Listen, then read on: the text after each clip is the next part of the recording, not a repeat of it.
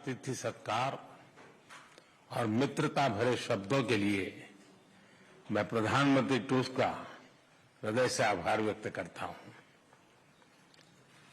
आप लंबे समय से भारत के अच्छे मित्र रहे हैं। भारत और पोलैंड की मित्रता को मजबूत करने में आपका बहुत बड़ा योगदान है। फ्रेंड्स, आज का दिन भारत और पोलैंड के संबंधों में विशेष महत्व रखता है। आज 45 साल के बाद किसी भारतीय प्रधानमंत्री ने पोलैंड का दौरा किया है।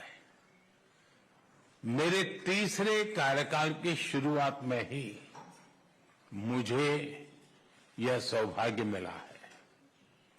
इस अवसर पर मैं पोलैंड की सरकार और यहां के लोगों का विशेष आभार व्यक्त करता हूं। आपने 2022 में यूक्रेन कॉन्फ्लिक्ट में फंसे हुए भारतीय स्टूडेंट्स को निकालने के लिए जो उदारता दिखाई, उसे हम भारतवासी कभी नहीं भूल सकते। फ्रेंड, इस वर्ष हमने अपने राजनयिक संबंधों की 70वीं वर्षगांठ मना रहे हैं। इस अवसर पर हमने संबंधों को स्ट्रेटेजिक पार्टनरशिप में परिवर्तित करने का निर्णय लिया है। भारत और पोलैंड के संबंध डेमोक्रेसी और रूल ऑफ लॉ जैसी साझा मूल्यों पर आधारित है। आज हमने संबंधों को एक नई दिशा देने के लिए कई इनिशिएटिव्स की पहचान की है। दो लोकतांत्रिक देशों के रूप में हमारी पार्लियामेंट के बीच आदान प्रदान को बढ़ावा दिया जाना चाहिए। आर्थिक सहयोग को व्यापक रूप प्रदान करने के लिए प्राइवेट सेक्टर को जोड़ने के लिए काम किया जाएगा। फूड प्रोसेसिंग के लिए क्षेत्र में पोलैंड वर्ल्ड लीडर्स में से है। हम चाहते हैं कि पोलैंड की कंपनियां भारत में बनवाए जा रहे मेगा फूड पार्क से जुड़े भारत में तेज गति से हो रहे शहरीकरण से water treatment, solid waste management, urban infrastructure, ऐसे क्षेत्रों में हमारे सहयोग के नए अवसर खुल रहे हैं।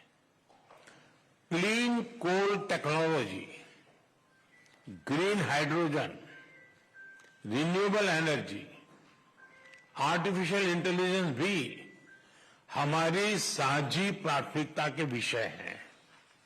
हम पोलैंड की कंपनियों को make in India and make for the world से जुड़ने के लिए आमंत्रित करते हैं। फिनटेक, फार्मा, स्पेस, ऐसे क्षेत्रों में भारत ने अनेक उपलब्धियां हासिल की है। हमें इन क्षेत्रों में अपना अनुभव पोलैंड के साथ साझा करने में खुशी होगी। रक्षा के क्षेत्र में करीबी सहयोग हमारे गहरे आपसी विश्वास का प्रतीक है। इस क्षेत्र में आपसी सहयोग को सुदृढ़ बनाया जाएगा। इनोवेशन और टैलेंट हमारे दोनों देशों की युवा शक्ति की पहचान है। स्किल्ड वर्कफोर्स की भलाई के लिए, स्किल्ड वर्कर्स की भलाई के लिए और मोबिलिटी को बढ़ावा देने के लिए दोनों पक्षों के बीच सोशल सिक्योरिटी एग्रीमेंट पर सहमति बनी है। फ्रेंड्स, भारत और पोलैंड अंतर्राष्ट्रीय मंच पर भी करीबी तालमेल के साथ आगे बढ़ रहे हैं। हम दोनों सहमत हैं कि वैश्विक चुनौतियों का सामना करने के लिए संयुक्त राष्ट्र संघ तथा अंतर्राष्ट्रीय संस्थानों में रिफॉर्म वर्तमान समय की मांग है। आतंकवाद हमारे लिए एक बड़ी चुनौती है। मानवता में विश्वास रखने वाले भारत और पोलैंड जैसे देश ऐसे और अधिक सहयोग आवश्यक है। उसी तरह क्लाइमेट चेंज हमारे लिए साझा प्राथमिकता का विषय है। हम दोनों अपनी क्षमताओं को जोड़कर ग्रीन फ्यूचर के लिए काम करेंगे।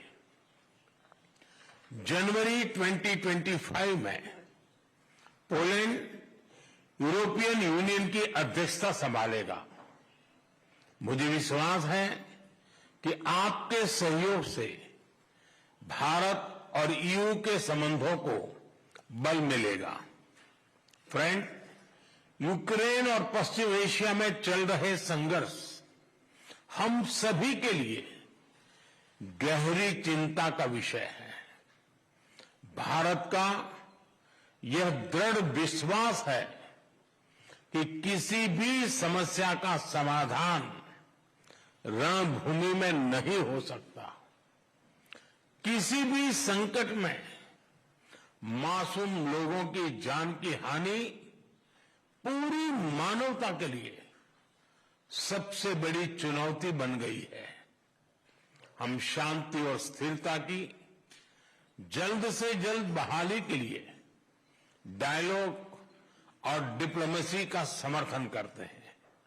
इसके लिए भारत अपने मित्र देशों के साथ मिलकर हर संभव सहयोग देने के लिए तैयार है। फ्रेंड्स, पोलैंड में इंडोलॉजी और संस्कृत का बहुत पुराना और समृद्ध ट्रेडिशन रहा है। भारतीय सभ्यता और भाषाओं में गहरी रुचि से हमारे संबंधों की मजबूत नींव रखी गई है।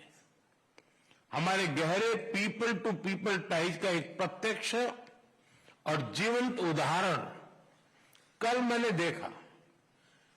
इंडियन पोल्स के डोबरे महाराजा और कोल्हापुर के महाराज की याद में बनाए गए मॉन्यूमेंट्स पर मुझे श्रद्धांजलि देने का सौभाग्य मिला। मुझे खुशी है कि आज भी पोलैंड के लोग उनके परोपकार और उदारता का सम्मान करते हैं। उनकी स्मृति को अमर करने के लिए हम भारत और पोलैंड के बीच जाम साहब of Nawanagar youth exchange program शुरू करने जा रहे हैं। हर वर्ष पोलैंड के 20 युवाओं को भारत यात्रा पर लेकर जाया जाएगा। फ्रेंड्स, मैं एक बार फिर प्रधानमंत्री टुस्क और उनकी मित्रता के लिए हृदय से आभार प्रकट करता हूं और हमारे संबंधों को नए स्तर पर ले जाने के लिए अपनी प्रतिबद्धता दोहराता हूं। बहुत बहुत धन्यवाद।